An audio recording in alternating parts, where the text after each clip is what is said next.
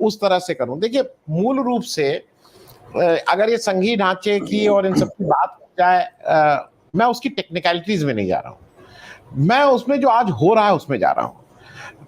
हम लोगों का जो लोकतंत्र है, जो संविधान है, इसकी हम लोग जो भी बात कर लें, आम बोलचाल में हम हरदम कहते हैं केंद्रीय सरकार, सेंट्रल गवर्नमेंट, हम कभी यूनियन गवर्नमेंट नहीं कहते हैं, जबकि हमारा हमारा जो कॉन्स्टिट्यूशन है, जो संविधान है, वो उसको यूनियन गवर्नमेंट कहता है।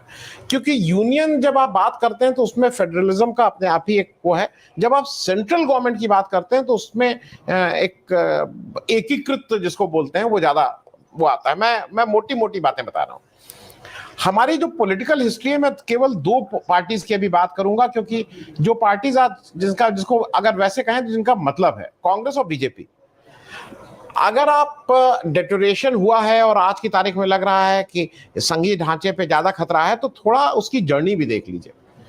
कांग्रेस में 2-3 नेताओं के नाम लूंगा, और खास करके जवाहरलाल नेहरू, इंदिरा गांधी और राजीव गांधी। मैं 3 नाम इसलिए ले रहा हूं कि इनके पास ताकत बहुत थी। इनके पास जब ये इलेक्शन जीत के आए थे तो राजीव गांधी ने तो सबके से ज्यादा सीटें लेके आए थे, लेकिन उस समय जब आप स्टेट को देखते थे, कांग्रेस के स्टेट को, तो मैं 3-4 स्टेट के नाम लूंगा। अगर आप उत्तर प्रदेश की बात करें तो चाहे वो गोविंद वल्लभ पंत हो, चाहे संपूर्णानंद जी हो, चाहे सीबी गुप्ता, चाहे इनकी ये जो उस समय प्राइम, चाहे वो जवाहरलाल नेहरू जी हो या इंदिरा गांधी हो, ये उनके सामने खड़े होकर अपनी बात कहते थे। ऐसा थोड़ी था कि वो बुलडोज कर सकते हैं। आज की तारीख में जब आप बात करते हैं कोई प्राइम मिनिस्टर के सामने, किस चीफ मिनिस्टर की हिम्मत है, मैं बीजेपी रूल्ड स्टेट की बात कर रहा हूं, जो इस पे कुछ बोल सके। दूसरी बात, जैसे अब मैं कांग्रेस का जल्दी जल्दी इसलिए बता दूं, महाराष्ट्र, वाईबी चौहान, शरद पवार, ये सब लोगों की हैसियत, कांग्रेस का कोई भी प्राइम मिनिस्टर रहा अपनी हैसियत थी। वेस्ट बंगाल में विधान चंद्र राय,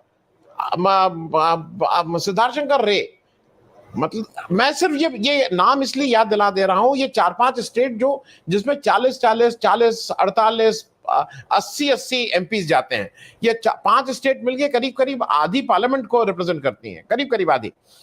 तमिलनाडु, बिहार, श्री कृष्ण सिन्हा, भोला पासवान, अब मतलब किसका नाम लीजिएगा, अब्दुल गफूर, भगवत आजाद, ये सबकी हैसियत प्राइम मिनिस्टर के सामने ये नहीं थी कि यस सर करें। उसी तरह से बीजेपी में भी आप हाल के दिनों को छोड़ दीजिए, हाल के दिनों में कल्याण सिंह, अटल बिहारी वाजपेयी या अडवाणी जी के सामने वो हैसियत थोड़ी थी कि जो कल्याण सिंह ने एक समय ऐसा भी आया कि उन्होंने अपना रास्ता अलग चुना। आप विजय राजे सिंधिया को ले लीजिए, भैरव सिंह शेखावत को ले लीजिए, ये सारे लोग कद्दावर नेता थे। आज क्या हो गया है कि अब गंगा थोड़ी उल्टी बहने लगी है। अब सब लोग मोदी जी की तरफ मुंह करके देखते हैं कि मोदी जी आएंगे इलेक्शन जिता देंगे।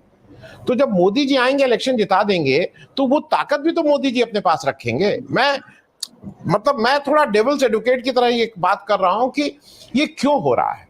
अगर आज आप मोदी जी के नाम पे इलेक्शन जीतना चाहते हैं, मोदी जी के फोटो लगा के आपका जो 5 साल का एंटी इनकम्बेंसी है, जो आपने कुछ भी ऐसा वैसा काम नहीं किया, लोगों के गुस्से को दूर करने का आपके पास एक आ गया, तो ये तो होना ही था। अब मैं 2 मिनट में जब ब्रीफ करके अपनी बात खत्म कर दूंगा। देखिए, जो बेसिक एक कोई उस पर बोलता नहीं है। मोदी जी जब आके बोलते हैं डबल इंजन की सरकार, तो मूल रूप से वो जो लोकतंत्र है उसकी मूल भावना के अगेंस्ट है। डबल इंजन का क्या मतलब है भाई? इंजन चाहे डीजल का हो चाहे कोयले का हो, इंजन है, तुम्हें तो सबको लेके चलना है। अब आप कहते हो डबल इंजन की सरकार, अगर मेरी ब्रांड का इंजन होगा तब तो मैं तेज भागूंगा, और नहीं तो मैं दूसरी तरफ लग जाऊंगा, एक इंजन इधर खींचेगा, एक इंजन है। ये उनकी मूल भावना ये दिखाता है। जो सबसे ज्यादा दिक्कत आज हो रही है, और इसको मुझे ये लगता है कि बराबरी की बात अब नहीं है। अगर आप मेरे यहाँ नहीं तो मैं ईडी, सीबीआई, एक एनआईए, ये सारे लोगों के आपके यहाँ रेड करवाऊंगा, आपको कहीं ना कहीं से वो करूंगा। और अगर आप मेरे शरण में आगे जा रहे हैं तो आपकी सब पुरानी बातें मैं भूल जाऊंगा। और ये इसको बिल्कुल खुलेआम हो रहा है, और हम लोग कोई इसको बोल भी नहीं रहे हैं। अब मैं अंतिम बात और कह दूं, एक बात जो बार बार हो रही है, परसों मोदी जी ने भी कहा, और उन्होंने कोविड का वो किया था, उसमें वो सारे राज्यों को बिठा के उनको बताने लगे कि आप लोग कितना गलत किया, जब मैंने पैसा घटाया और आप लोगों ने नहीं घटाया। और उन्होंने ये भी कहा कि उसकी वजह से जनता को तकलीफ हुई, मतलब उन राज्यों में जहां बीजेपी की सरकार नहीं है वहां जनता को तकलीफ हुई। लेकिन मोदी, अब आज जो हमारी व्यवस्था है उसमें एक्साइज ड्यूटी में तो एक शेयर मिलता है, लेकिन जैसे ही आप उसका नाम special excise, additional excise, surcharge कुछ कर दें, तब उसमें सेंटर का सब कुछ सेंट्रल ले जाएगा, स्टेट नहीं ले जाएगा। तो अगर आप अपने साथ के लोगों में अगर इस तरह की बेईमानी का, जिसमें नियत साफ नहीं, बेईमानी से ज्यादा मैं ये बोलूंगा एक तरह से बेईमानी है भी, लेकिन जो जो मेरा हक है, जो स्टेट का हक है, उसी में अगर आप अमानत में खयानत करने लगेंगे तो वो कहीं ना कहीं तो मामला चरमराएगा ही। और आज आप बार बार ये देखना, और ये बार बार हो रहा है कृषि कानून में, जम्मू कश्मीर में आप जाके कह रहे हैं कि ऐसा तो लोकतंत्र आज तक जड़ों तक पहुंच गया है।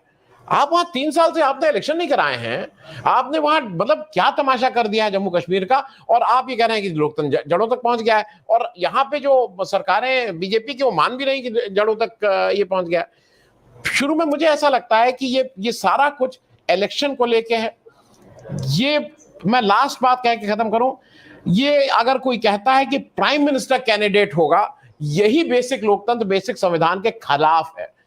आप कैसे आप प्राइम मिनिस्टर करके उसको चुनेंगे? तो अपनी अपनी व्यवस्था को चेंज करिए ना, प्रेसिडेंशियल फॉर्म ऑफ गवर्नमेंट बनाइए। लेकिन जब तक आपकी व्यवस्था यह है कि चुने हुए प्रतिनिधि अपने प्रधानमंत्री को चुनेंगे, तब तक आपका ये कहना भी असंवैधानिक है, और इस पे भी रोक लगने की कहीं बात होनी चाहिए।